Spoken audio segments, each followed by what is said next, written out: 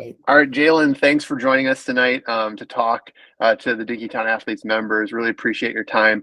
Just to start off, can you give us a little bit of background on yourself and kind of, how you got into sports and, how that led you to the University of Minnesota? Yeah. Like you said, I mean, I'm Jalen Logan-Redding. I'm from Columbia, Missouri, which is about 7, 8 hours max south of the Twin Hmm. Cities, home of the University of Missouri. Which, funny story, I was committed there before I came here. I ended up decommitted there due to the culture of the football team and PJ Fleck, and then the coaching staff that they had, and then the opportunities that they presented in front of me, and then moving forward, I mean, yeah, I'm a D lineman here at the U. Yeah, that's awesome. All right, so D lineman. So, obviously you had a little transition. Have you gotten a chance to meet your new defensive line coach yet? Yeah, yeah, yeah, yeah. The first time that we met, it was over the phone. I was in the grocery store actually, and he called me. I was like, "Who's this?" I'm like, and then he was like, "Oh no, this is Coach Debo." I'm like, "Oh, it's finally nice to meet you. It's real good." So I mean, yeah, met him over the phone, and then we met in person yesterday, and then we are continuing to build that relationship. That's awesome, and we should note that this is the first day of classes, so you've got a full day today. You're doing the interview today, but you also kicked off class for the spring semester. So that's quite the full day. And so as people know, Winston Eli just joined the Gopher staff just recently, so this is very fresh. So awesome that you've had a chance to meet him. Okay, so what I want to get into quick, just some high level stuff. Um, so from this last season, do you have a favorite memory from this last season? Ooh, that's a good question. I would say Nebraska game. I Okay. always think about that game mainly because of the scenarios that presented itself. We were down and at half, and then coming out of half, all I remember is coaches and us coming together as a team in the locker room and saying what we needed to do. Everybody presented themselves in an orderly fashion. Not only that, bringing the energy, and then we came Hmm. out in the second half, executed, full of energy, celebrating the things that we needed to celebrate, and being together and executing the plays that we need to execute in order to get the win. So I mean, not only that, the locker room afterwards. So I mean, it really felt good to win that game. Yeah. Awesome. All right. So, do you have thus far in your career, do you have a favorite away game atmosphere? Ooh. Uh, yeah. I really don't have any favorites, but I mean, if I were to pick a favorite, I'd probably say Iowa. Just Iowa.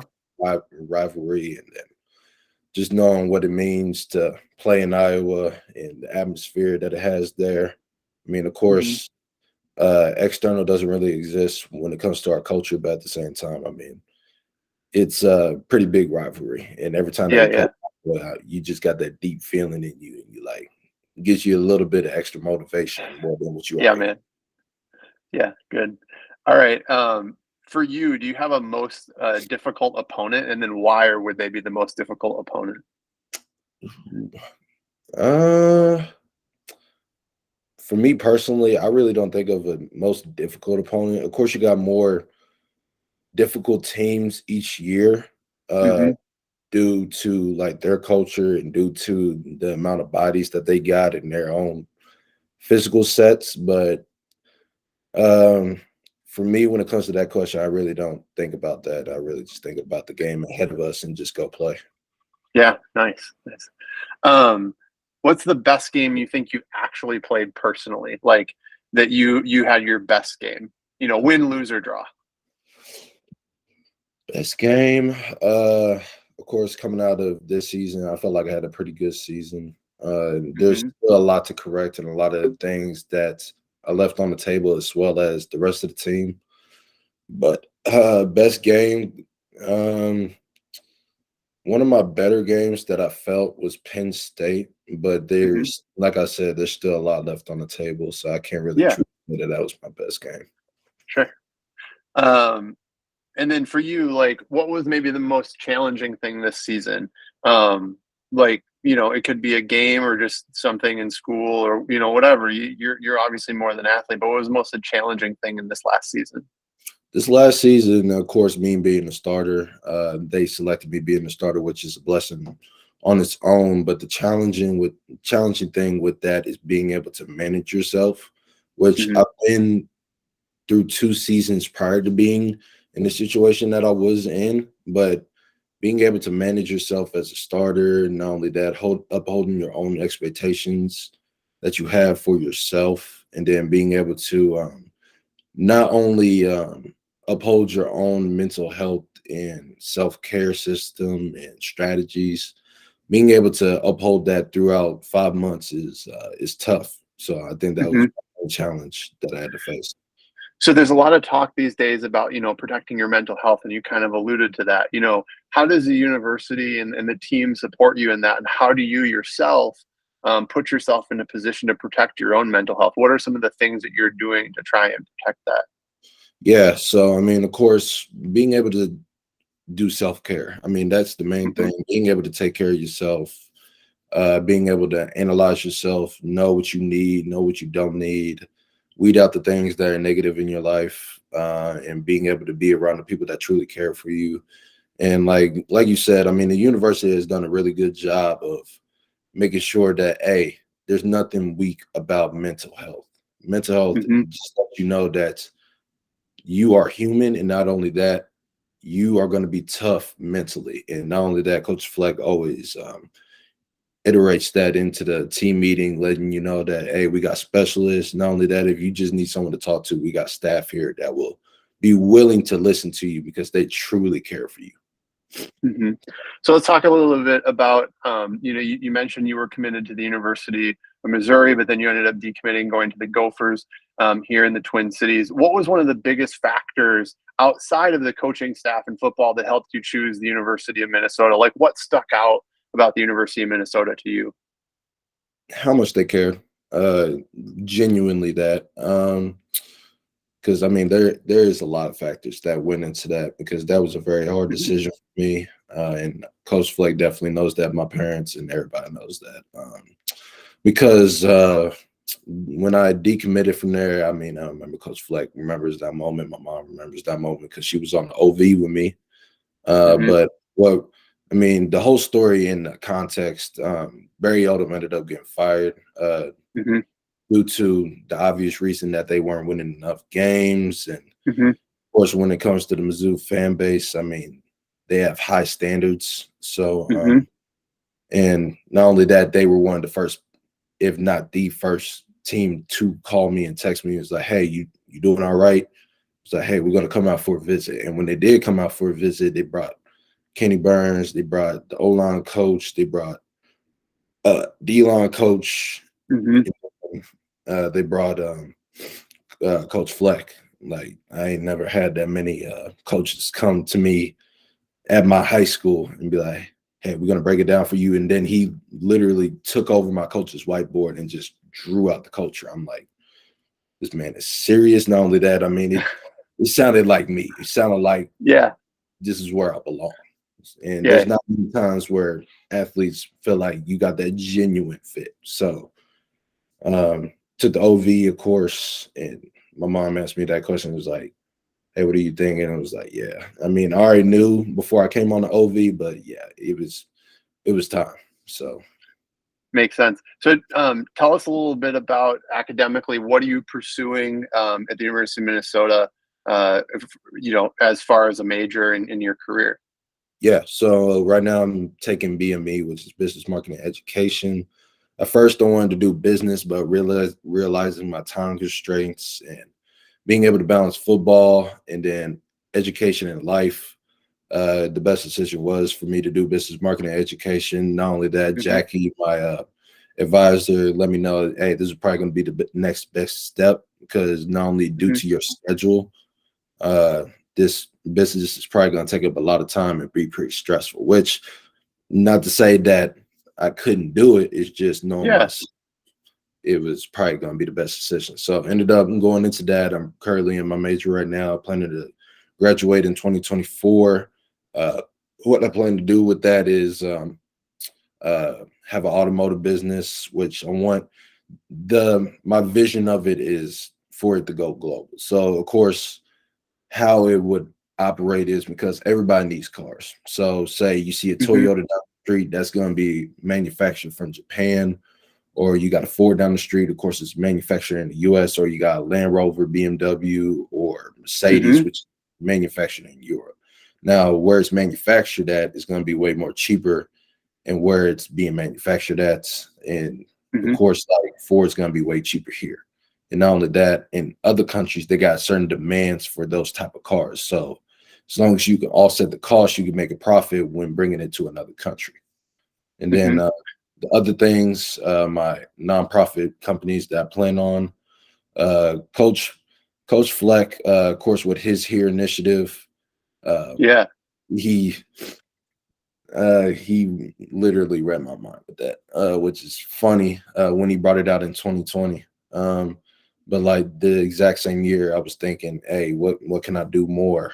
And I ended up alluding to my own nonprofit dealing with racism, but now I'm expanding that vision to deal with all oppressions, Hmm. such as sexism, racism, ableism, Hmm. uh, homophobia, all that, so that everyone can feel equal and have the equity that they need, whether it's jobs or needing a lawyer or providing resources. I mean, my nonprofit organization and my vision for that, it will be pretty diverse with that. And then not only my other nonprofit will deal with homelessness, because I feel like that is a very continued issue as you continue to not only drive or walk on the street and feeling helpless because you don't have the knowledge or you don't have the necessary resources to help that person. So I want to be able to give back that way. Yeah, that's awesome that you already have a vision of things that you want to accomplish and the difference that you want to make in the world. Like that's fantastic. Out of curiosity, so you talked about automotive. Would you say like if you had the opportunity to get an NIL deal that you'd like it to be in something like automotive? Are you kind of a gearhead and a car person? Yeah, which I was actually thinking of that the other day. What if I got an automotive NIL deal? I feel like it's a really good question. When it comes to that NIL deal, I would really have to analyze the purpose behind it, because of course other Sure. people would think about the money and the benefits of it. I really don't want my NIL deals to be like that. I really want it to not only to set up my future, but to set up the future of the people behind me. Of course, with like generational trauma, you want to break through those chains and generational wealth. Hmm. My family, so that they can have success too. Like Coach Fleck always talks about, you want to. Our theme for last year, which was the door, you had to walk through the door first before you Hmm. let everybody else come through the door. So, I mean, I want to be able to be that person that can walk through the door and break those chains of generational trauma so that my family can move forward. And not only that, I Hmm. mean, like I said, I mean, I just need a genuine purpose for that NIL deal, which I'm not opposed of it, but I mean, I don't want to be that person and be like, he's just doing it for the money. I don't want that. Yeah. Yeah. Absolutely. Okay. Let's get back to football and talk a little football too. So for this, obviously we're in the off season now. We just alluded to the fact that the spring semester has just started. So this Mhm. off season, what's your number one priority? Priority, probably pass rush. Yeah. Okay. Of course, having the meetings that I had before the bowl game and continuing to talk about it in these recent days, pass rush is going to have to be a big emphasis for not only me, but for the D line unit. Like I said a little bit earlier, I mean, we left a lot of things on the table. We only had 19 sacks, which is good to a certain extent. There's still a lot that we can do to impact the game, help our DBs, help our team out by creating turnovers, getting off on third down, and making sure that we can win our 78%. So that's, and then for me personally, being able to attack the body, getting bigger, making sure that I feel more flexible, strengthen my core, and probably cutting down on some of the body fat that I have on me right now. All right. Um, So tell the audience a little bit about what off-season workouts are going to look like. Obviously, they're going to be different by position, but let's focus on the D line. What does an off-season workout look like for the D line? Yeah, so I mean, for the winter, of course, everybody's going to go through a lot of the same winter workouts. But as far Okay. as like the unrequired workouts for us, we're really going to be doing like individualized pass rush work, which would be typically footwork, working on our clubs, working on our hip bend, flexibility in the hips, which is very crucial to play D line. If you're not flexible in your hips, it's going to be hard for you to be mobile. Not only that, being able to have a strong core so that you can bend and being able to pry up, being able to sustain bend when you're coming through a corner and needing to get the sack on the quarterback. Being able to do the other things in the weight room, D-line specific exercises, whether it's bench for your strike or actually doing strike on a punching bag or with med ball or on the actual strike machines that we just got. Mm-hmm. Which, I mean, there's a variety of things. As long as you're knowing what you need to improve on, I mean, they're going to have specific things for us, but it's going to be that things that you need to work on, and being able to either ask or figure out the workouts that you need that will push you over the edge. So, I mean, Awesome. What are a couple things, like, as you look forward, obviously in this off season, but also looking forward to the next season, that you're just looking forward to? Maybe it's opportunities, maybe it's opponents, maybe it's away games, whatever. But what are some of those things this off season and especially into next season that you're looking forward to? yeah, you pretty much said it. It's opportunities. We just had a team meeting talking about this coming season, what we are looking to accomplish. Now, of course, you guys have already seen our schedule. We're playing Hmm. some big teams, as the external has already seen, uh, which is opportunities. If we beat these teams, not only that, if we play our football, we could really bring something home that we haven't brought home in a long time. Hmm. So I'm really excited for that. Not only Hmm. that, the opportunities for my teammates. Of course, we got a lot of people that need to step up. A lot of people have stepped up in the bowl game, which I'm really excited for them in their coming season.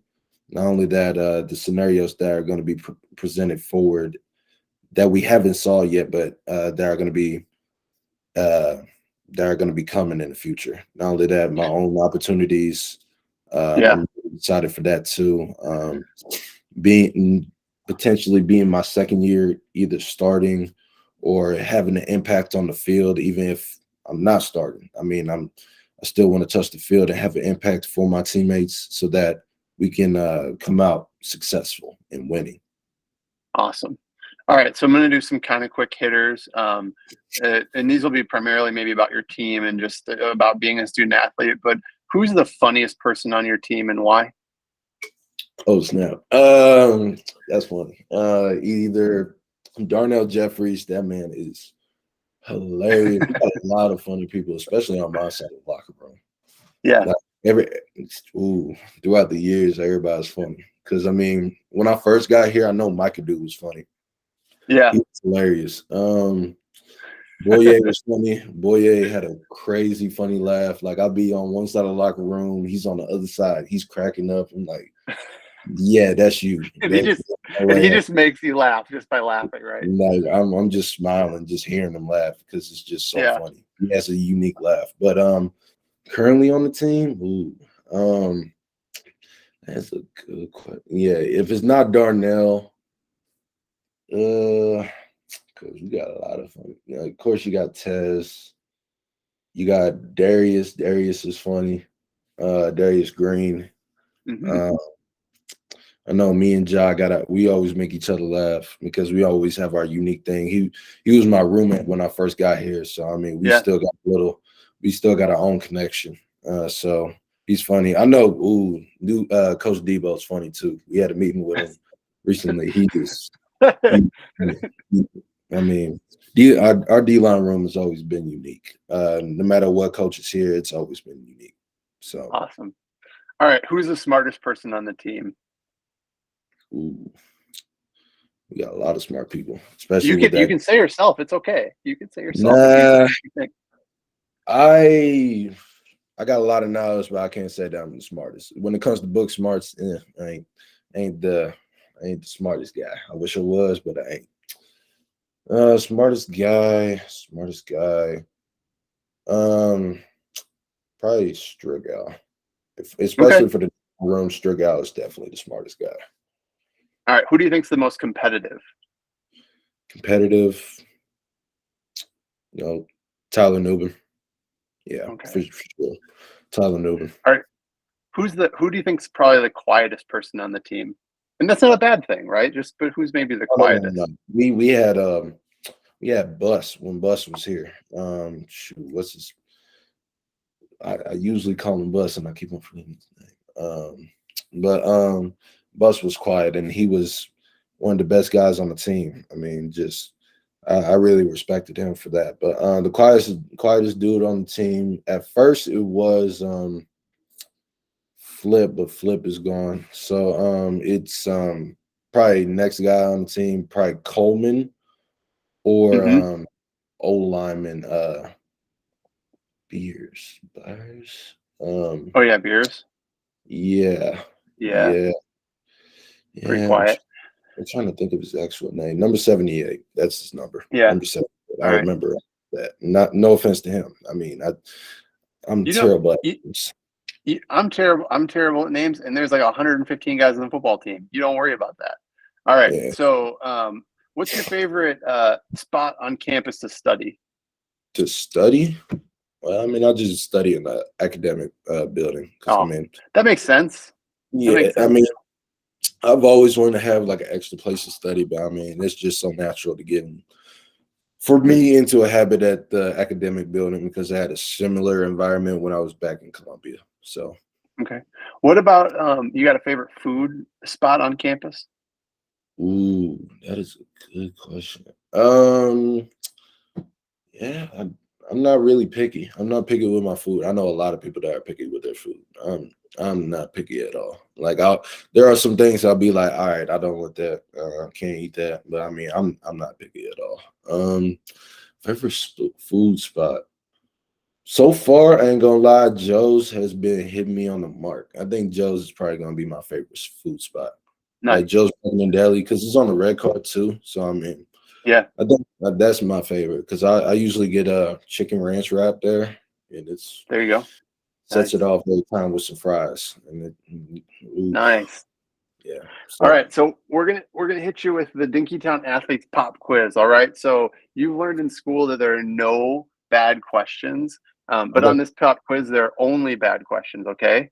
Also, don't take these lightly. Each answer will be evaluated by the Dinkytown Athletes members. You may even receive a grade. So, coming up next season, they might come up and give you some grief. So make sure you consider these carefully. All right. oh sheesh, all right, let's go. All right. Are you a digital or paper notes kind of person? Mm, Both, I'm both. Both? Okay, Oh, okay. Are you more of a TV or movies kind of person? dang, he hit me with questions. I want to say both again because I do both all the time. Okay, all the time. All right. Do you prefer earbuds or over the ear headphones? Over there, Okay. earbuds. Yeah, No question. Are you a high socks or a low socks kind of guy? it depends on the scenario because I could do low socks, depending on what type of shoes I rock. But I mean, more times than not, I mean, I'm probably gonna wear like mid or high socks. So All right. I All guess right. I'm a high sock guy. Do you like your pizza cut into triangles or squares? Triangles, Okay. Do you for chicken wings, do you like them boneless or bone in? bone in. No, boneless is chicken nugget. I can't do that. Mm-mm. Do you dip your wings like in ranch or blue cheese? Oh yeah. Ranch, blue cheese Oh, people, ranch. I can't do it. Mm-mm. I Okay. don't think blue Um, cheese. Uh, all right. Tacos. Do you prefer a hard shell or a soft shell taco? I've always been a soft shell. I mean, I like hard shell, but I've all my life I've been more of a soft shell. So All right. All right. This is a little bit more philosophical. If you need a minute to think about it, it's okay. mm, Is cereal with milk a soup? dang. Shoot. I feel It's like just a cereal. yes or no. Yeah, nah, I'm gonna give it a no because cereals is not its own category. So I mean, I put cereal in its All own right. category. Are you a morning person or a night owl? More of a morning person. All right. Do you prefer cats or dogs? Dogs. All I, right. I had Simple. dogs in my life, so dog person. All right. All right. Can you complete the following saying? Duck, duck. Goose. All right. Can you pronounce this? GIF. Is it GIF or GIF? Do I say GIF? Yeah, I say GIF. GIF is the Okay. peanut butter. All right. Cool. Toilet paper are you a roll over or roll under? Mm, yeah, it depends what you consider which. I just go from the back. So All right. All right. And your favorite color, maroon or gold? oh, maroon. Maroon. I like maroon. Maroon. All right, Jalen. Thanks for your time, man. You've been awesome. Appreciate you joining. And any last things you have for the Dinkytown Athletes members to say? Oh, no. I mean, I really appreciate you guys for giving me the opportunity. It means a lot to me and my family. So I really thank you, and I hope y'all guys just stay blessed. So.